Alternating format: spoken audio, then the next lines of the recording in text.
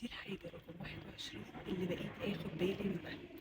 2 قدموا قربان لربنا، ربنا تقبل من واحد فيهم ما تقبلش من التاني، يقوم اللي ربنا ما تقبلش منه قاتل اللي ربنا تقبل منه. نفس عقلية اخوات سيدنا يوسف، احنا ابونا متعلق باخونا يوسف، نسكت؟ لا طبعا مش هنسكت. طب نعمل ايه؟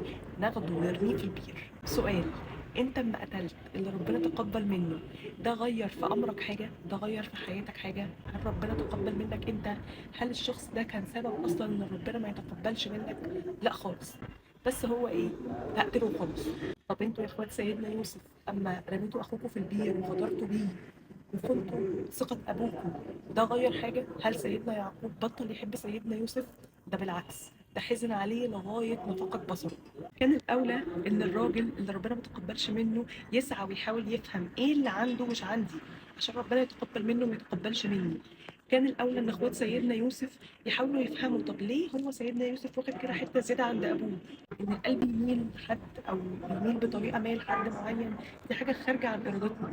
فده مش معناه ومش مبرر اللي إحنا نأذي الشخص التاني ونزيحه من طريقنا خالص علشان نوصل للي إحنا عاوزينه. أذية الناس مش هتوصلنا لحاجة. ولو عاوزين تعرفوا الحاجة رقم 22 اللي بقيت اخد بالي منها، استنوا الفيديو اللي جاي.